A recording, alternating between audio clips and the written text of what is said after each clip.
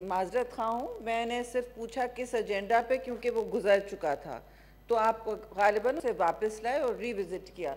तो ये रिविजिटिंग जब होती है चेयरमैन साहब, लगता है यहाँ और बहुत कुछ रिविजिट हो रहा है।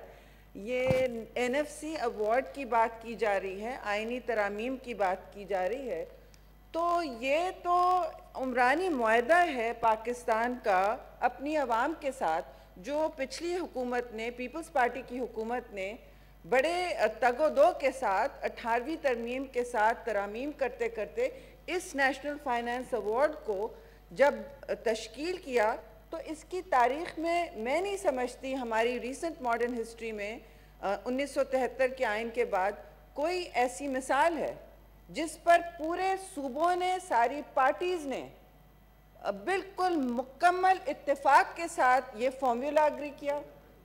और ये जो फॉर्मूला अग्री किया गया है चेयरमैन साहब, जिसको ये खोलना चाहते हैं, और ये बातें चले सामने आ गई सामने, क्योंकि बार बार ये 3-4 महीने से ये बात चली है। अब एक बिल्कुल रूमर चला है कि जी कभी हाँ कभी ना, पर्दे के पीछे बात होती है, कभी नहीं होती है। 18वीं तरमीम, एनएफसी अवार्ड, फिर फाइनली शायद वज़ीर ख़ारजा हैं, correct me if I am wrong, उन्होंने फिर मुड़ के कहा नहीं नहीं हम कोई तरमीम करना नहीं चाहते। चलिए सामने आ गया, सच सामने आ गया, ट्रेजरी बेंचेस से ये अब शब खून मारा जा रहा है। जाहिर है हम अपोज करेंगे, शब खून मारा जा रहा है अवाम के हुकूक पर और जमहूरियत के दिल पर। जो 1973 का आइन है वो उसने जोड़ के रखा है इस मुल्क को। पहले तारीख से सुने, हमें तारीख के बिल्कुल आती है, आपको हमसे ज़्यादा आती होगी, तो दर्स देने से पहले ये भी याद रख लें कि जो वफाक और सूबों और महरूमियों की तारीख है पाकिस्तान में, वो पाकिस्तान को दोलख्त कर चुकी है। पहले याद रखें, एक बेंच से प्रेसिडेंशियल सिस्टम की आवाज आती है, जरा सा यहां कुछ हो जाए तो प्रेसिडेंशियल सिस्टम का याद आने लगता है। रूल बाय ऑर्डिनेंस तो वैसे ही चल रहा है चेयरमैन साहब। पार्लियामान अच्छा नहीं लगा, चलिए चलिए चलिए प्रेसिडेंशियल सिस्टम ले आते हैं, इसमें कोई फौरन फसूंगड़ा डाल लिया जाता है। अफसोस से मैं कहूंगी कि इस पार्लियामान के हुकूक को बचाने के बजाय जो इस वक्त अंडर अटैक हैं, क्यों बचत की जरूरत है? The parliament is under attack in Pakistan, और वो हमले अफसोस से मैं कहूंगी ट्रेजरी बेंचेस से आ रहे हैं। वो क्यों आ रहे हैं चेयरमैन साहब, ये तो बड़ी लंबी कहानी है, लेकिन जो यहाँ अभी मुझसे बहुत बेहतर मुकर्रर बैठे हैं जो आपको आईनी इसका पस मंजर बताएंगे, लेकिन चेयरमैन साहब ये तो पाकिस्तान का बेसिक सोशल कॉन्ट्रैक्ट है, और ये आइन को और मुल्क को जोड़ के रखा हुआ है, सूबों को जोड़ के रखा हुआ है। दिस इज अ फेडरेशन, हम एक होमोजेनस कंट्री नहीं है जहां हमारी सबकी जबानें अलग अलग हैं, लेकिन हमें एक चीज यूनाइट करती है। वहदत का क्या है हमारे इस वक्त अलम? वो ये आइन है और पाकिस्तानियत है, और इस आइन का जामिन और मुल्क का जामिन इस वक्त वफाक और सूबों का रिश्ता है, जो इस वक्त बड़े तरीके से चेंज करना चाहते हैं। और ये शब खून में इसलिए कहूंगी कि बात की जा रही है, और बिल्कुल सबको हक है बात करने का कि जी बजट और वफाक के पास कुछ रहता नहीं है, सूबे कुछ ले जाते हैं। एक एक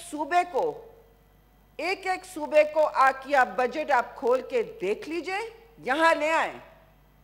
ये बड़े मजमूम मकासद से बात हो रही है, मैं बैरिस्टर सैफ की बात नहीं कर रही।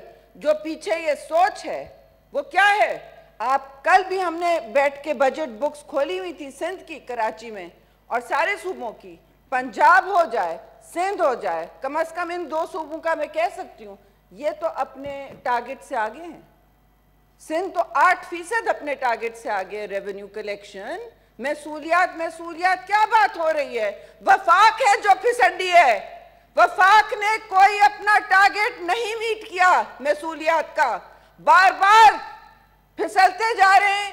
5 FBI चीफ इन्होंने बदले 18 महीने में, 4 या 5, ऐसा लगता है किसी रिवॉल्विंग डोर से गुजर रहे हैं। और ये जो सुबह सुबह कर रहे हैं, हमने तो इतना ऑफर किया है सिंध से कि आ जाएं, हम आपको टैक्स कलेक्शन बता देते हैं, हमें और टैक्स कलेक्शन दे दें, हम टारगेट से ऊपर जाएंगे। इस वक्त सिंध का टारगेट 5.6% और 8% तक है। अभी आप किताबें खोल के देख लें। और जो इस वक्त वफाक की कलेक्शन है वो कहां जा रही है चेयरमैन साहब? आप तो कर्जे लेके अब सूद दे रहे हैं उसका। ये मिसमैनेजमेंट, ग्रॉस मिसमैनेजमेंट। और फिर टारगेट आईएमएफ के खरबों में लगाते हैं, आईएमएफ के टारगेट लगते हैं, और फिर आईएमएफ से चुपके से बात हो जाती है कि ये तो मीट नहीं हो रहा। इस दफा आईएमएफ भी हंस पड़ा कि किसको बेवकूफ बना रहे हैं, ये बजट नहीं बैलेंस हो रहा। और क्यों नहीं बैलेंस हो रहा चेयरमैन साहब? 1 मिनट में आपको बताती हूँ। ये सूबों का मसला नहीं है, सूबे ही आपको इस वक्त आपकी तनख्वाहें दे रहे हैं, इस वक्त सूबे चला रहे हैं पाकिस्तान को financially. I challenge you to correct me. Take out your budget books and tell me which सूबा is not exceeding. शायद बलोचिस्तान नहीं कर पाया हो, उसके लिए वैसे भी खास प्रोविजन है आइन में, और उसकी बड़ी हमारे पास वजूहात हैं, आप तो शायद अप्रिशिएट भी करेंगे। लेकिन वफाक पीछे गिरता जा रहा है, आपकी ना अहलियत और आपकी बगैर सोच, बगैर लगाम कि आप कर्जे ले रहे हैं। कोई हुकूमत नहीं है चेयरमैन साहब, इनके अपने हामी लिख रहे हैं।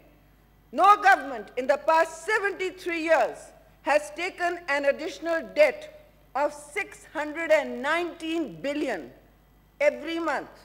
Every month. New record. Over the past 630 days, this government has taken an average of 20 billion additional taxes, additional debt every day. Not the debt जो आप कहते हैं ना, आप कहते हैं पिछले से हमें ये मिला, पिछले से अगले से वो मिला। आपने तो हर रेड लाइन क्रॉस कर दी है। जितना आपने कर्जा लिया है तो आपसे कर्जे नहीं मैच हो रहे। ये रोज 20 बिलियन एडिशनल कर्जा ले रहे हैं, एडिशनल रोज। और फिर ये कह रहे हैं कि सूबों से हम कि मसूलियत कम है, सूबे एक्सीड कर रहे हैं टारगेट्स। हम तो आपको अभी ऑन रिकॉर्ड कहते हैं, आ जाए Sindh, we will collect for you, outsource it to Sindh, we will collect the taxes for you. आप तो हाथ नहीं लगा पा रहे हैं। एमनेस्टी स्कीम इधर, उस कंस्ट्रक्शन बॉस को कुछ और।